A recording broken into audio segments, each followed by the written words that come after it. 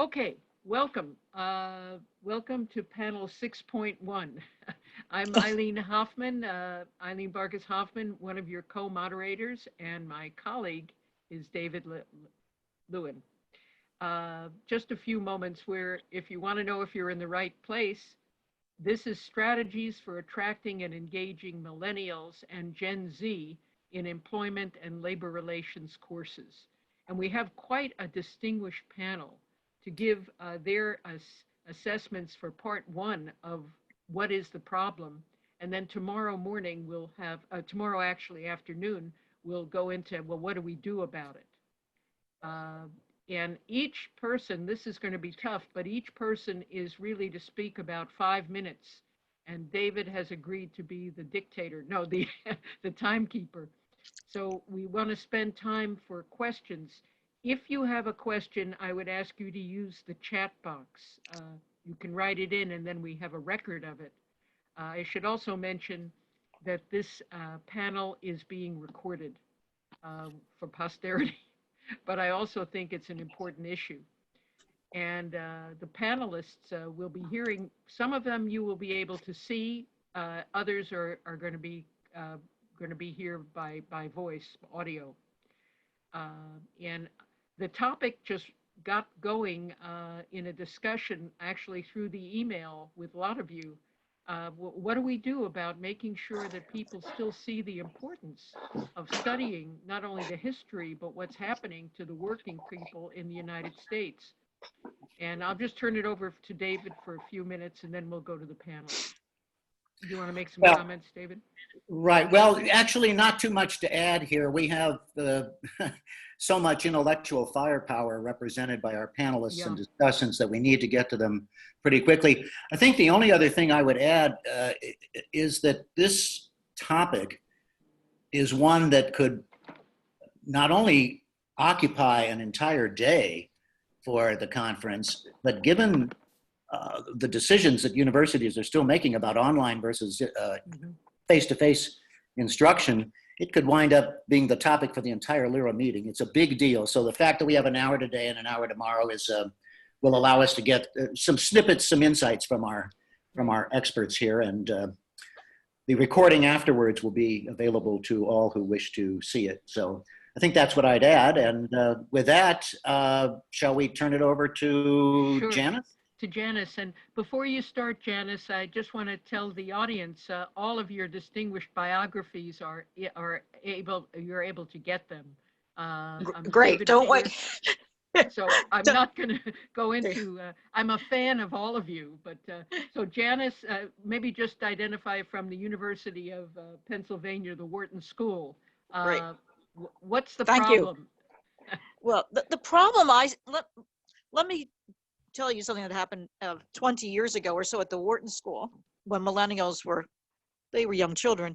We were doing something and we had a consultant come in and had to do with sort of branding and image. And we always had this blurb and it said, Joseph Wharton was a prominent 19th century industrialist, da da da da. And this consultant came back and said, do you know most students today don't know what an industrialist is? And it sounds very fuddy-duddy to them, boring. So I want to bring that up to today and our field.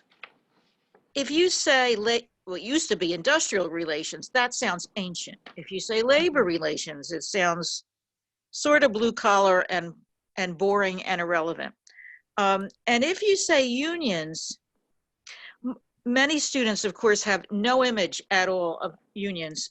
I don't think it's as negative as it was 10 years ago when students had a very negative view, but they almost have no view. And they just don't see the relevance to anything they're interested in. So in some ways, the first challenge is even to get them in your course. If you don't have a mandatory course, if it's an elective, how do you get them to even think that this might be interesting, relevant, and of practical use to perhaps to getting a job? So that's, I think, a huge challenge. They're just scrolling through a list of courses and they just skip you. Let's get back to unions about something. And I see it in my own city. And it ties into something in the past few days. Young people are interested in to me, they're interested in issues of fairness and justice. They don't say it, but they often are. It's realizing something is wrong in America. And yet there's a challenge to connecting that perception they have to the relevance of what we teach. And that, I mean, it's partly tomorrow's discussion, but it's trying to say to them, how do you think, and I don't want to say make America great again, but if you ever thought America was great, if your parents did, why was it better in some other era? And trying to say, well, it's because working people could have an income that allowed them to have a decent life, not only at work, safe working conditions, some stability of employment, etc., but also could make an income that gave them a decent life for their families and themselves. And how did that occur? And to try to bring in some of the topics we discuss in our courses about how people join together to press for changes that would support working people. And I think that's the key, to figure out how do you do that in your course title, because some people don't even go beyond the course title, and perhaps in the one paragraph description, let alone the syllabus. So that's a big challenge, to try to tie it in to not only what they're interested in, but how they think about it. And that there's somebody that's going to be, by the way, I'm making a plug for the award winners session tomorrow morning. But one of them, I have to say, she often says traditional unions, and then it's a negative. Right? It's a negative. That's what and then she's very much writes articles about low-wage workers and the struggles they have. And I have to talk to her separately to say, what do you think is wrong with traditional unions? And by the way, how do you think they ever got started? Like, she'll say, traditional unions, they don't organize this type of worker. Well, as we would all know, generally, unions got started by workers organizing themselves and forming unions. So it's an interesting view. And traditional unions, that phrase she uses, or in my city, the unions, which usually means the building trades unions, which they consider right-wing, only out for themselves, and impose high costs on everybody else. So you really do have to think about the picture that the millennials have in mind, and then think about what they're interested in and how you even appeal to them to get them enrolled in your course. Got about a minute, Janice. No, I'll stop there. Since there's so many speakers, I'll let others go. Okay. Okay, our next person is John Budd. So at Minnesota, we have a graduate program in human resources and industrial relations, and then as part of and we're in the business school, and so we have an HR undergrad major as part of the Bachelor in Science and Business program. And so my first reaction is that enrollments in our courses are stable. We have a graduate labor relations course, and then for reasons I won't bore you with, we take essentially a full semester course at the undergrad level and split it into two halves. So first half, law organizing, second half, more bargaining, grievances, stuff like that. Enrollment in all those courses are pretty stable. I was less familiar with the undergrad, so I spent some time yesterday trying to dig up enrollments for the last 10 years, and it's remarkably stable. And why is this happening? Well, it goes back to what Janice mentioned. At the grad level, this is a required core course, so students don't have any choice. At the undergrad level, things are complicated, of course, but there's a certain element of a required aspect to it. People could avoid it if they wanted to, but it helps fulfill a menu. And so there's a certain degree of mandate there as well. And so I think that's, why things are stable at Minnesota, although I do want to make sort of two provisos. One is just sort of shifts the nature of the relevance question from students to peers, right? Because periodically, when you look at the curriculum or consider other sort of resource allocations or other types of things, right, colleagues have to be either implicitly or explicitly, depending on the nature of the conversation, right, convinced that this is still worthy of a required spot in a curriculum. So it doesn't sort of remove the issue, it just sort of changes who the audience is, at least in terms of how these decisions are being made. And the other thing that just occurred to me as we started this discussion, that maybe I've been a little too sort of rosy here in thinking that these are stable, because if I take a step back and think a little broader, when I arrived at Minnesota, we had probably 3 labor relations related electives, something on the labor movement, something on negotiations, something on arbitration, and all of those are long gone, right? So if we take a long enough sort of perspective, you know, things don't look as rosy as I've been portraying in terms of enrollment in our core courses being stable. So anyway, there's the Minnesota perspective, or the Minnesota situation, to contribute to the discussion. Oh, thank you. Next is Peter Norlander. What does Chicago think? Hello, thank you. So I'm at Loyola University of Chicago, and I've been teaching for 5 years employment relations classes for both undergraduates and graduates. And I've developed in my second year at Loyola a class on global and comparative employment relations and a conflict management and negotiation course. So I teach the employee relations components of an undergraduate and graduate HR program. So most of my students come through our recruitment to the HRER program. Most of these students do not have experience working with unions or in a unionized workplace. They are either current HR professionals or aspiring HR professionals. And yet I still do find that some students come in with a prior knowledge or an interest in the area of unions. My enrollments have increased since I began teaching. I'd like to think that was word of mouth. I also began adopting and using the negotiations exercise from Professor Budd's book, which is fantastic, to engage students more. Zinnia? Was that? I'm sorry, is that the Zinnia? The Zinnia, yes. Yeah, sorry to interrupt. No, that's fine. So I think the fluctuations largely are due to program enrollments changing. The economy changing has also been a factor. There's also been increased competition from online programs and from programs offering lower, faster time to completion, lower costs. But I think some of the root causes here have already been touched on. The really good lack of familiarity. So undergraduates are unaware of the name employment relations, may just be unfamiliar to them. And industrial relations and labor relations, those may be even less familiar, or opinions are not formed. And so there are a lot of undergraduates at Loyola, and there are very active student groups who work on worker issues, but they tend to go to classes in sociology, history, ethics that have a labor component rather than taking an employment relations class for whatever reason. Among business students, I think there's a perception that labor is not a major risk area. And I would also just say that I feel like there's a lack of buzz around buzzwords even.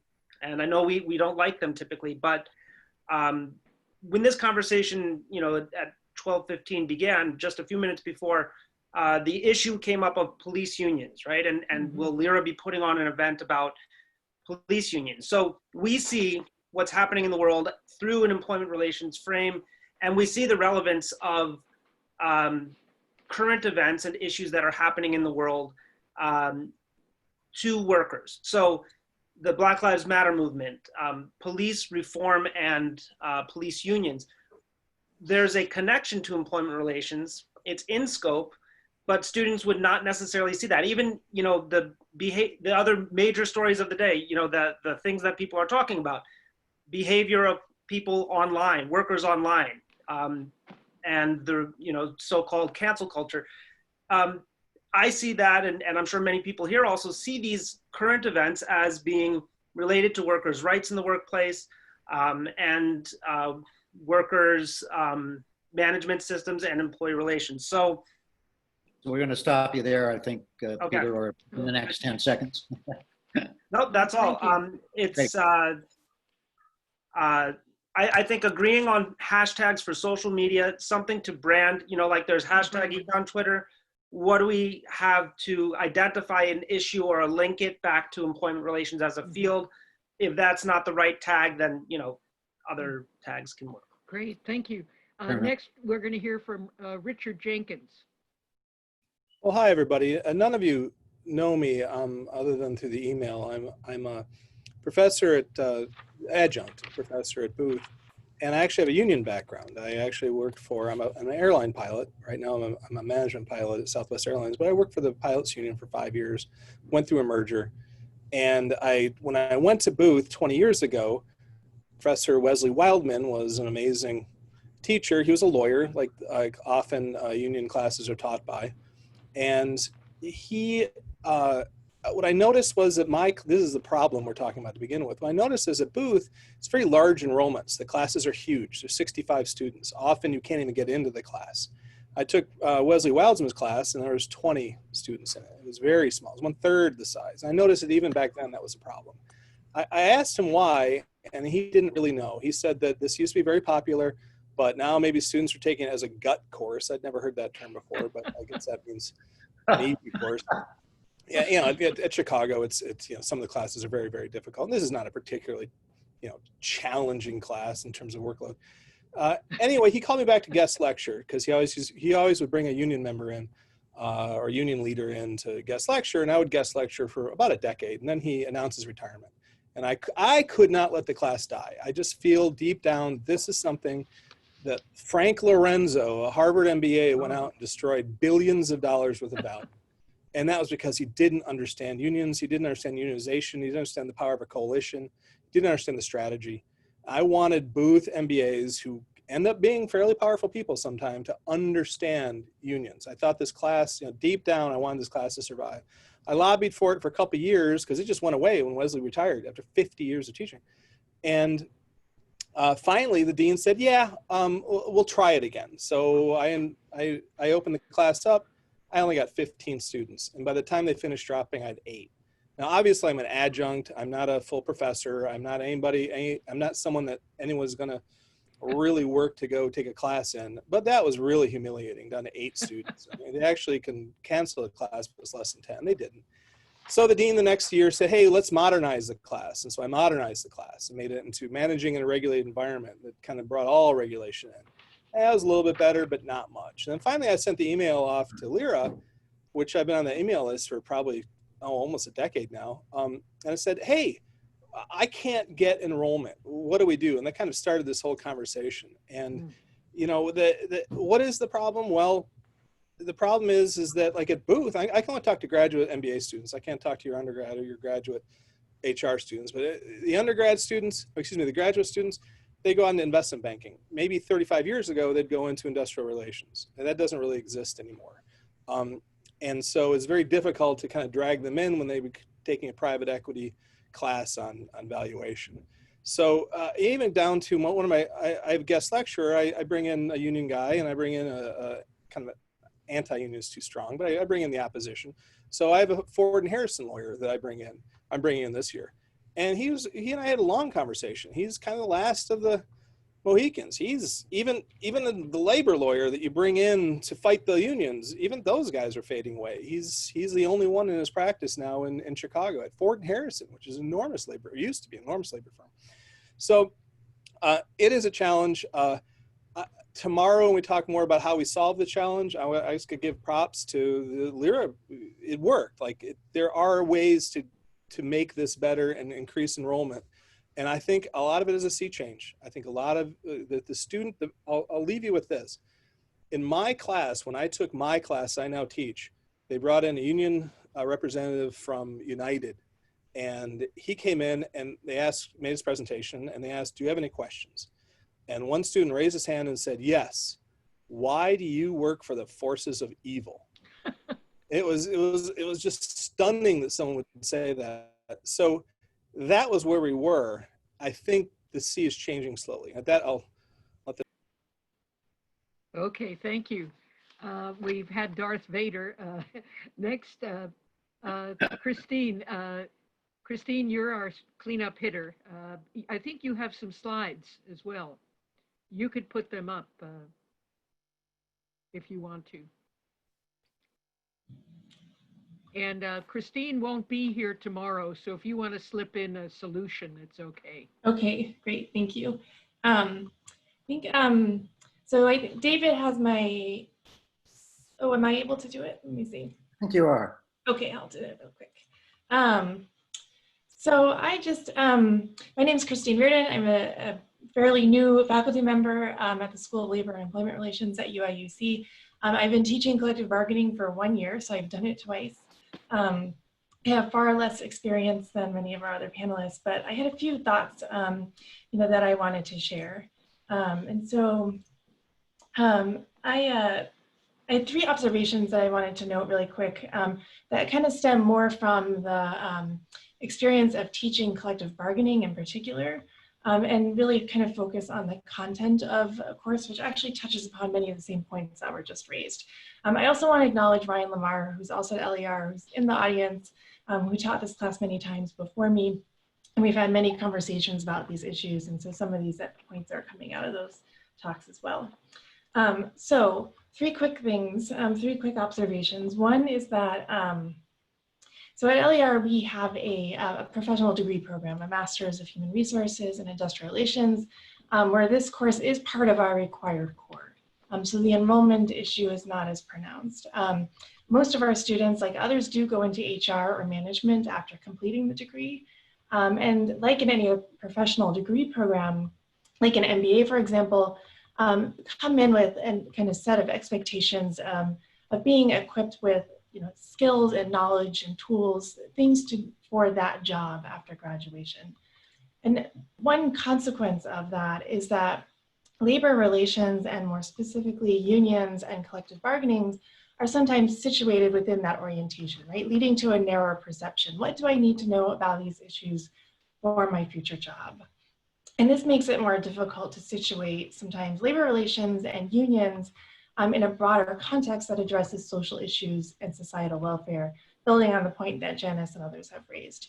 I do think this is an important point. Many of our students, not all, but many do indicate in various ways values or ideologies that we might consider progressive, that certainly align with broader visions of the labor movement. Many express the desire to enact those values in their jobs, but like others have noted, don't necessarily make that linkage or connection to labor relations and HR as a mechanism through which to do that.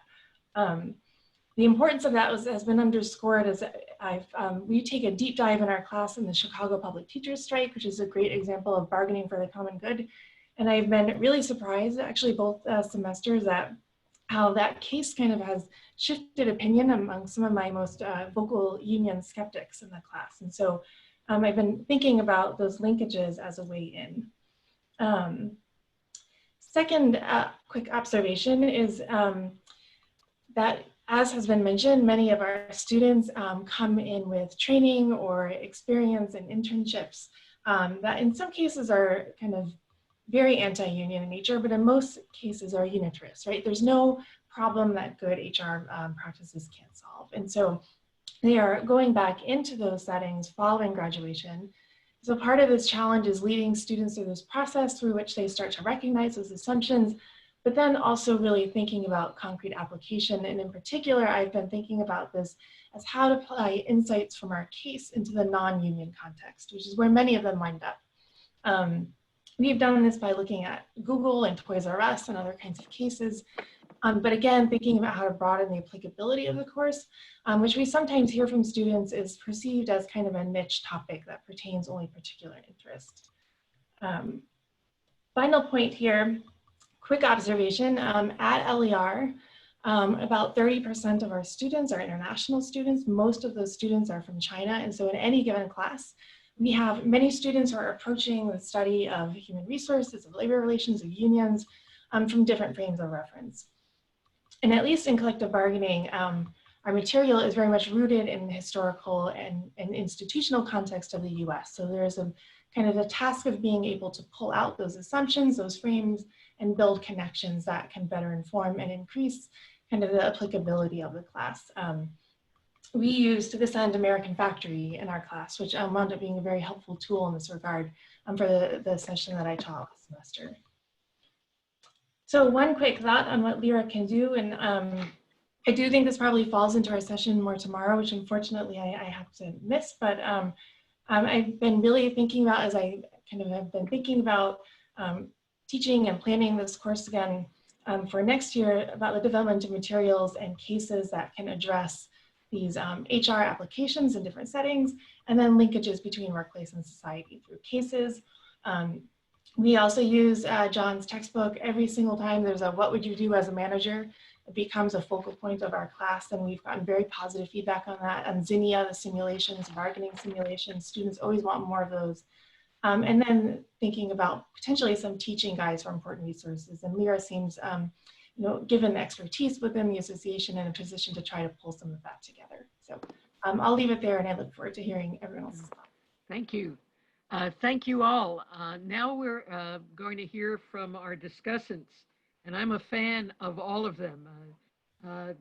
Daphne, if you could start, and I remember hearing an experiment that you did with your management students. If you want to mention it, that's fine. If not, I just found it intriguing.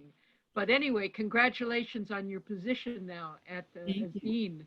Yeah. Well, you see that I have the entire city of Toronto behind me. Right. So I have 7 points, and I'm going to riff through them very quickly because I don't want to take all your time. I'm only here for today, so I need to say them quickly. I'm an institutional theorist really primarily, so I'm looking at some of the institutional problems.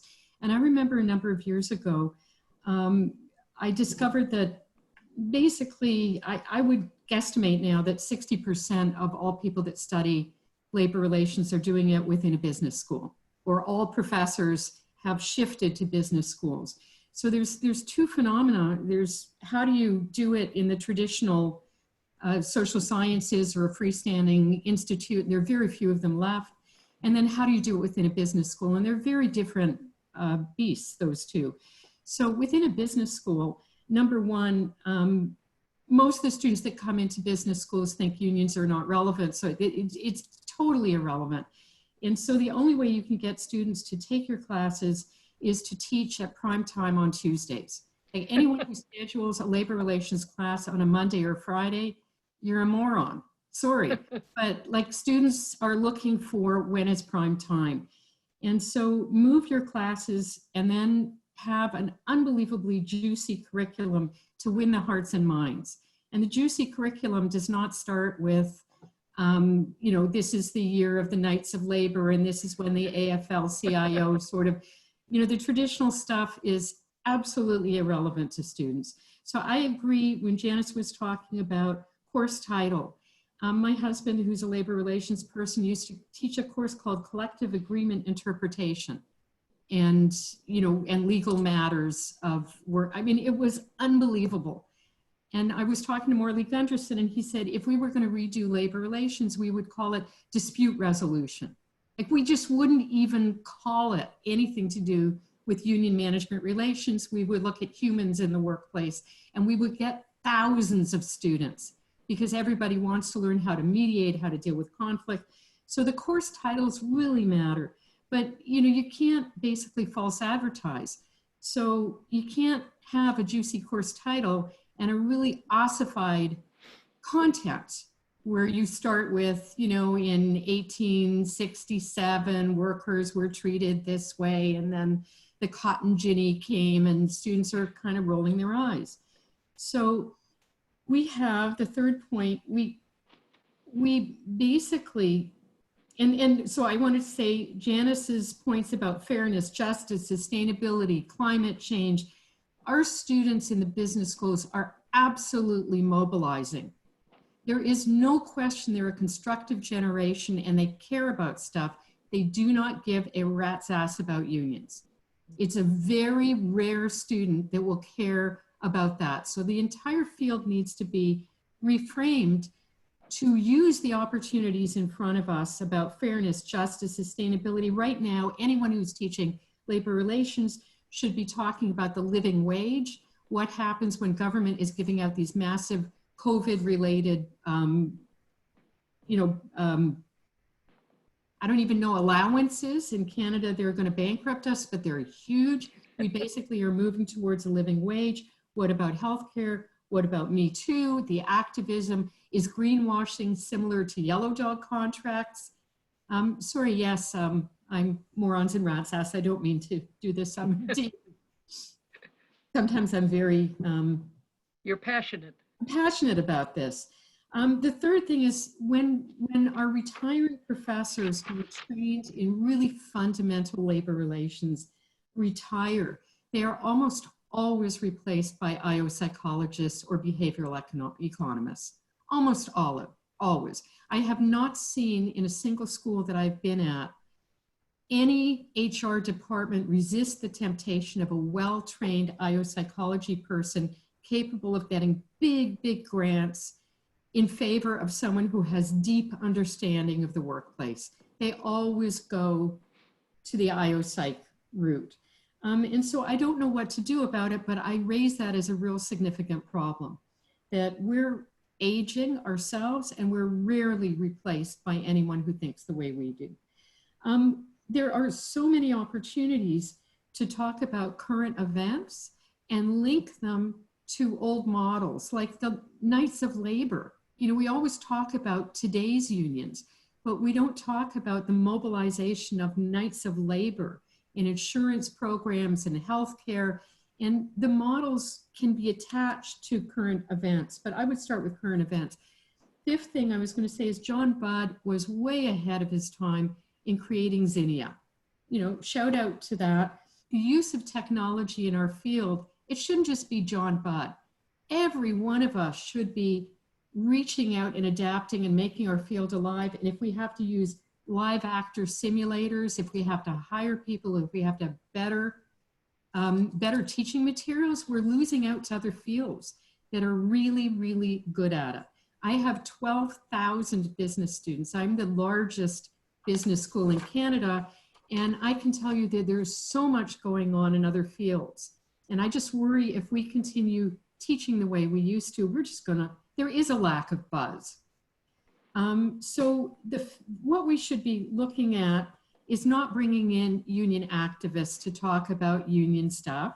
We should be bringing in social activists, social entrepreneurs, people who are experimenting with new ways of mobilizing in the workplace. Those are the guest speakers our students want to hear from. And then we can link it to some of the things we're really good at, but we're not adapting fast enough. That was my sixth point, is bring in people that are more relevant to the students. So what you have to do to get students is win them with what they're interested in and then bring your toolkit to do the analysis. So I'm a person who very early on started studying non-union workers, to my detriment in the career. I said, there are very few workers that are unionized. What's going on with the rest? But now if I was a junior professor, I would be broadening. I would be looking at social mobilization. I would be doing all kinds of stuff that I never did as a labor relations person. The final thing is that a lot of the relevance that we have in our field becomes relevant to people after they graduate and they're looking for help. So we're losing a remarkable open window to use the technologies we're all teaching with right now, the Zoom world, to provide certificates and catch-ups and all that. Workers, our MBA graduates don't know what they don't know until the first time they have to testify at an arbitration or there's a union. So I think that what we teach is relevant to people who are already working, not necessarily to our students. So those are my points. Thank you so much. Thank you very much. Yeah. Eileen, let me just say one Yes, thing. sure. Daphne, your choice to focus on non-union employment relations clearly did not hold you back. You are now a dean, or as Richard Jenkins would say, one of them. Yeah, I'm evil management. Well, It was really hard to, in the 1980s when I started doing the switch to bring the IR toolkit, to the larger group, it was a very politically fraught switch.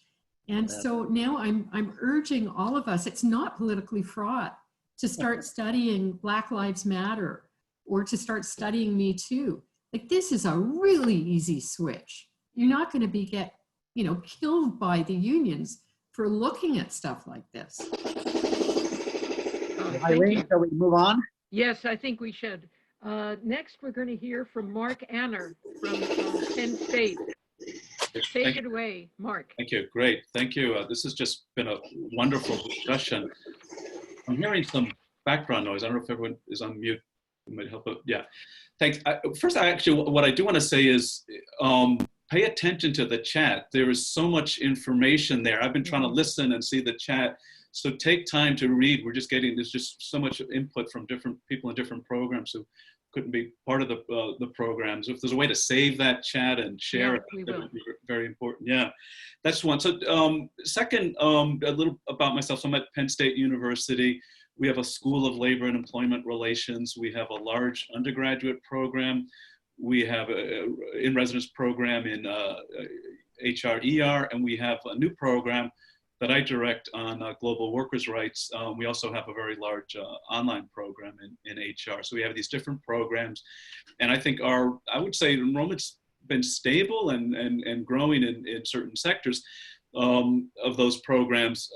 One question we do have is, what is the interest? So as a lot of people mentioned, you can have requirements, and folks are in the courses, an introduction to employment relations, for example. I would survey my students a lot to see the interest, who's interested in labor unions, who's interested in labor law, labor history, human resources. So there's where you start to seek some of the issues. I'm sort of trying to get my hat on as a discussant a bit, and just sort of summarizing what I was hearing. I think we could put things into at least two big categories. One is, what is the interest just to get in the classroom and study these topics? And the second one is, what does this lead to in terms of employment opportunities? And I think those are the two areas we need to focus on. So, I'm trying to hold back and not get so much into the solutions today. I know we're going to talk about that tomorrow.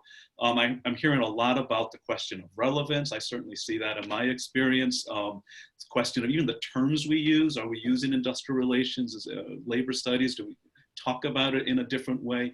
How do we make the links to fairness? I mean, all those different issues, I think that it's concerning us all.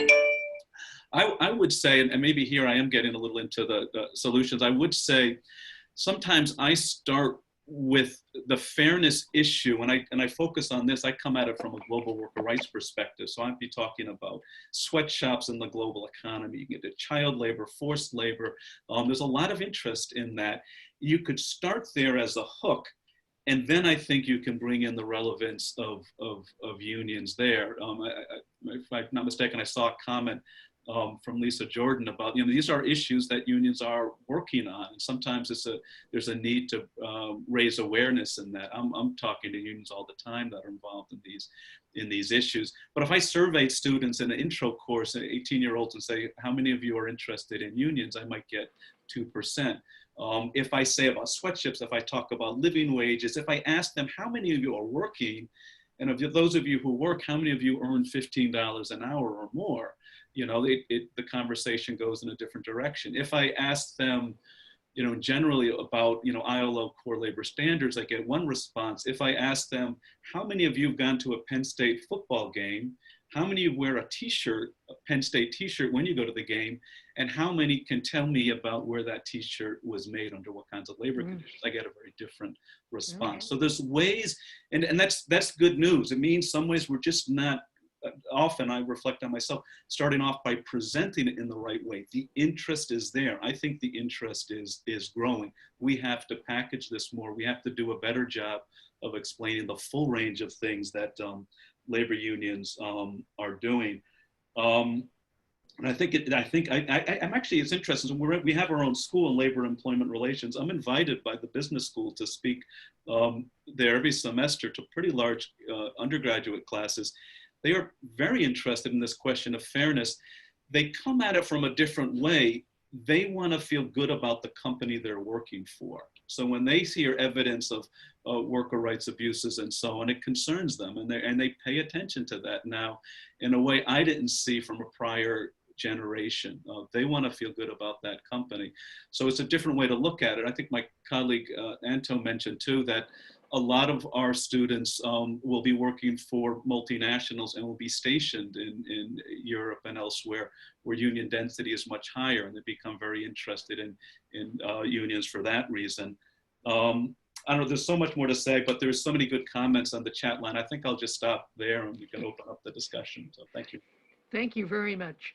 Well, our cleanup hitter is Heather Grob, and thank you. You get to tell us what's wrong with the world. No, why is this important? Yeah, thanks everyone. I was part of the communications when we were starting this kind of chat, which was really interesting as well. And I agree that the chat here, lots of really good ideas and discussion. And I know we're running out of time, yeah. So I'll save some of my comments for our next session as well. But just in terms of some of the kind of diagnosing the problem. I teach labor management relations, which because we have kind of an ossified curriculum, which we're trying to change at St. Martin's University, is very small, but we used to require that class and a class in human resources for our management students. We have a lot, I think, whether you have a working class background of students matters a lot in terms of their interest in unions. But I agree with a lot of the comments about, there's, I think much to my detriment, I focused on so-called traditional unions, but those in construction and same for much of my career as well. And so there's maybe less interest, even here in a very relatively high unionized state of Washington. I still have trouble reaching some of our students. We just recently made it an elective course for management, and so I worried about having a massive drop off in enrollment, and to my delight, we didn't really. And I think part of the reason for that is that, students talk to each other about which courses to take.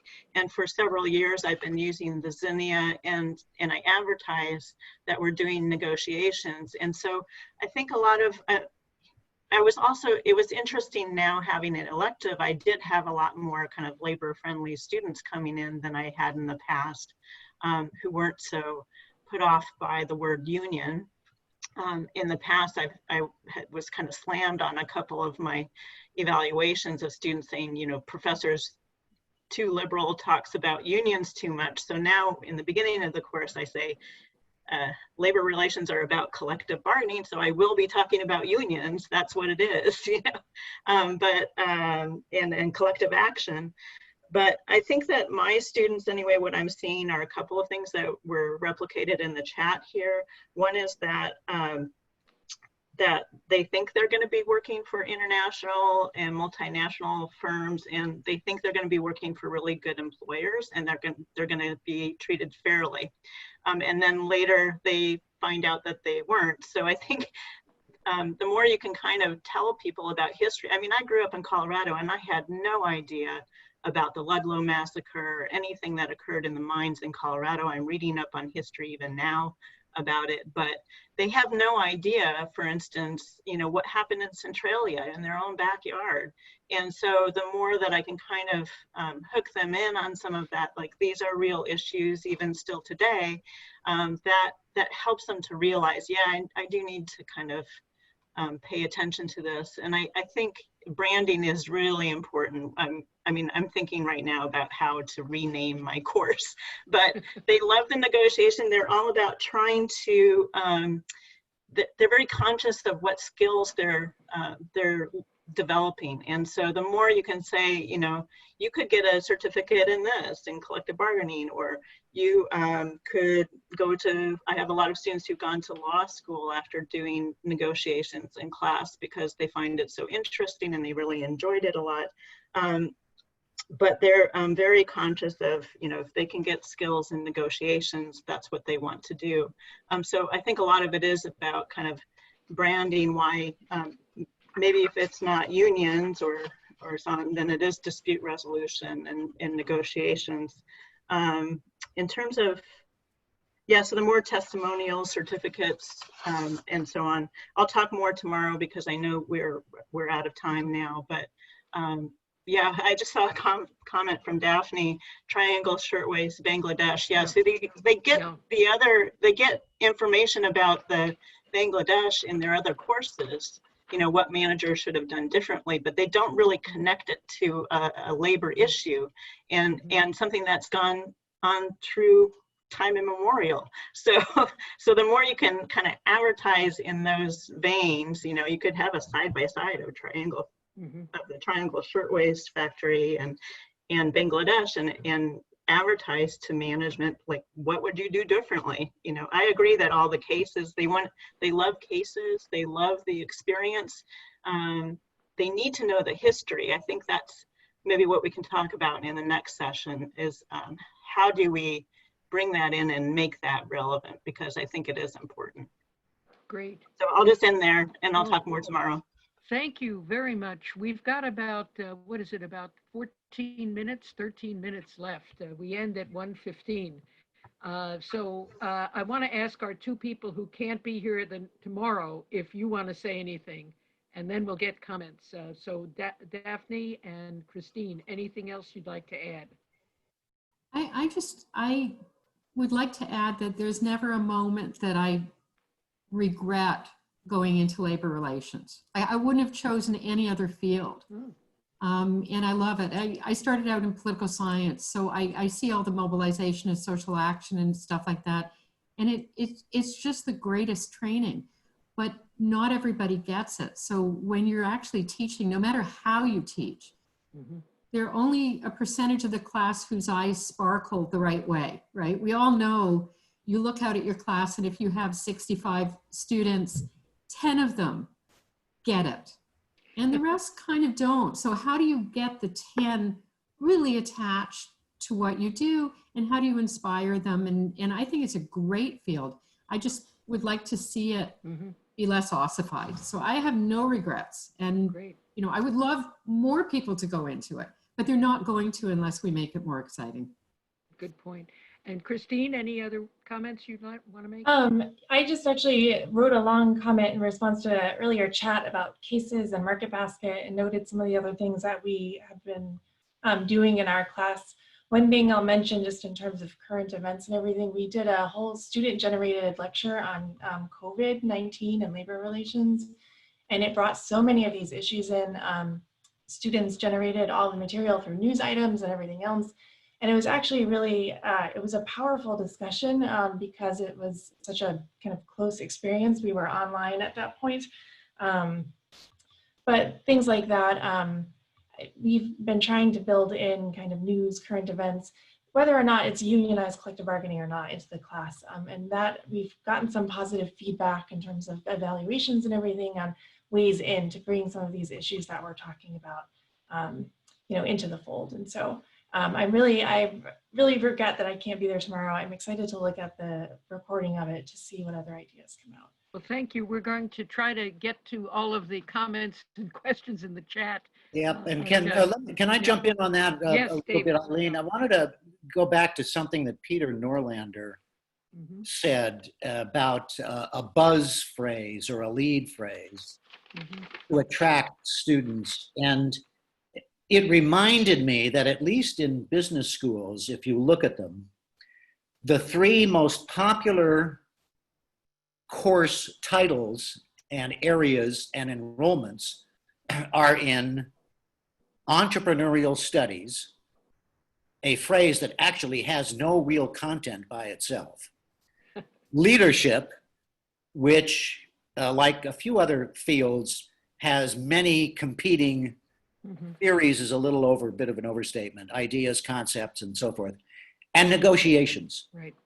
At Columbia Business School, where I spent the first half of my career, my colleagues there now teach a core course in negotiations. And at UCLA, there are 4 different negotiations courses, 3 in the business school and 1 in the law school. They all fill up. So these are three areas that somehow, whether it's for a catchphrase or something else, have attracted a great deal of attention. And in negotiations, of course, fundamental theories, including the Walton McCursey type of theory, come into play, but most of the negotiation applications are outside of employment relations. Yeah. So this negotiations area, I think, is actually grounded in labor relations, the kind of thing that Daphne and others have been talking about. The second and last comment I wanted to make concerns, it's not an uprising yet, but it is a series of incidents in Silicon Valley-based and gig economy companies where the idea is the concerns about voice are very evident. The concerns about equity are very evident. John Budd, among others, has been commenting on this on the chat feature. And whether or not this will lead to unionization is an open question, but from what I have been seeing in the last few months, I think there is a non-trivial probability that it could lead to unionization. You remember, no one thought that the unionization in the United States would go beyond craft unionism when the AFL was the only game in town. So there we are. By the way, we've had an exchange here about whether this chat can be copied and posted, and I think the answer to that is yes. Bernadette Tiemann is going to help us out with that. So. Good. Yeah, so let me stop there. We have about 5-6 minutes left to go. I'll turn it back to you, Eileen. Oh, okay. Well, just a quick commercial. I teach negotiations and alternative dispute resolution and collective bargaining. And I just sent an email to my students saying I really call the course Life 101 so that at the end, they'll be able to negotiate whatever they want. But I found that that's been the handle to get people in. And Richard Jenkins wrote something I just wanted to mention. He says, my only interesting points are that including negotiating is a big draw for MBA students who never get enough. And once using a more woke approach to the class description captures the seemingly much more liberal, progressive MBA student that we experienced when we were in school. Not much to it, but my enrollment is enormous, so there may be some truth to this. I think people do want to learn how to negotiate, and I think that's a handle to view what's happened. I also use an extensive video program. I use Sally Field in Norma Ray, show that to the students about how a whole town can become polarized about workers, and it deals with blacks and whites, it deals with religion, it has everything, and it also, they've never seen it.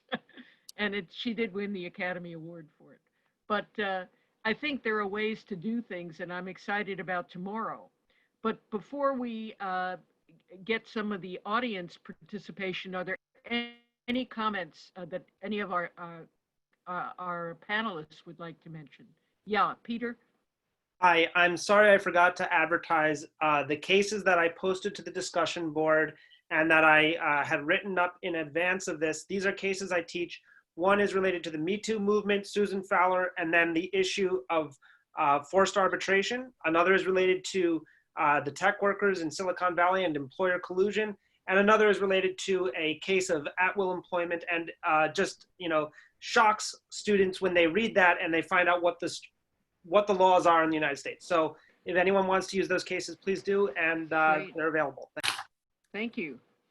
Thank you very much.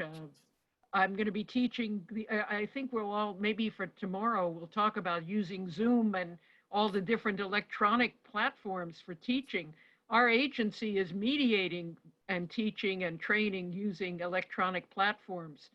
We have the ability to put the union in a breakout room and the management in another room. Yeah, I was going to say that's what I did with the Zinnia when we went to online this semester also, and I was really worried about that. And in fact, one team it was really hard because I had Chinese students who were in quarantine back in China, and so I told the other student who was left to be, the only one who was left, well, I get to be on your team, on the management team. But it worked out really well. And the other thing, just in terms of pedagogy, through COVID, it was really helpful having them still being their teams while they were, separated from each other, because, it wasn't just me trying to get them doing things. It was a really good way for me to be able to keep the students engaged. So I was very grateful for that, and they love the Zinnia website. They, I would say that it was challenging because you're supposed to kind of do it in time, and hotel. We know that hotel and restaurant, demand was just plummeting during this time. So I said, well, let's just kind of, for the sake of everybody's sanity, let's just, pretend COVID didn't exist. But yeah, well, we're living in that time. Unions are trying to respond to it. I just listened to the one of the sessions before on the meatpacking industry and OSHA regulations, which don't have a lot of teeth in them. So, well, what we can do, and I'll check with Bernadette, is have all of these comments and questions from the audience ready for us for tomorrow. But I want to ask David, we've got about 3 or 4 minutes left. What would you like to do with that? Well, this is really something, and it is suggestive of so many things, which I'm sure we'll pick up in part tomorrow. One of them is whether Lyra should get into the teaching business with something just like this. Can you imagine? I'm sure many of you have already thought about the idea of using this recording in your classes, but there's just an awful lot of food for thought here for the Lyra. Now, I'm moving beyond attracting millennials and Gen X into labor relations courses, because I think a session like this, and tomorrow's I'm sure will add to it, obviously is offering entrepreneurial opportunities to the Lyra. And I think we have to think those through and then decide what it is we want to pursue. But I think it's a new era. Adrienne Eaton, who's now the president of the Lyra, wrote to me last night saying how much she had enjoyed this format so far and wondering whether we would be continuing to do it or go back to face-to-face meetings or have a combination. I think once you go down this road, it's a little like putting the toothpaste back in the tube. You can't really do it. And the online meeting, which many of us were skeptical about, has produced so many benefits and potential new initiatives for the Lyra. To me, that is significant beyond the teaching focus of this particular session. Well, I'll stop. Can I, Who's speaking? can I add something to that, what you just said, David? Not so many years ago, we used to have 2 meetings a year, right? Yeah. And obviously it's expensive, number one. And number two, if you're teaching, people usually can't do it through the term time, etc. It seems to me that one thing Lyra might do is have one virtual meeting, right? And one face-to-face. That's the one idea. The second one is something my own Lyra chapter in Philadelphia used to do years ago when Walt Gershenfeld had this idea. Like, they used to have a special teaching conference. So you could have like a one-day like a Saturday teaching conference virtually. Because what really strikes me is the need to exchange ideas about what people are doing. It's not just your syllabus. When I had stopped teaching for 10 years because of administrative positions. When I came back in, the really interesting thing was how much students had changed. Like, I was really shocked. Like, nobody knows how to write a paper and most people don't read anymore. And how important video was. Well, you try to find videos and all sorts of things. But if we all came together and had a teaching conference on these topics, I think it'd be really terrific. And you don't even watch the thing. I didn't even watch some of what students watch. Like, so I would say, well, if you have a really good video clip that you think relates to what we're talking about, you get extra credit. Don't even say what that meant, but, and so they're bringing in, Hazan Minhaj and everything, and that's where they're getting a lot of their content about some of these issues. It was very interesting to me. So I think we'd all benefit from, an annual infusion of ideas through maybe a virtual meeting. Well, since I'm the enforcer, as Eileen has said, unfortunately or not, for this meeting, it's past the time that we should stop. We're going to pick up tomorrow beginning at 15 minutes later Eastern time. 12:30. Yes, 12:30 to section 1:30. 10.6. And Eileen, do you want to, I was instructed by Emily yesterday, one of us has to press the stop recording button.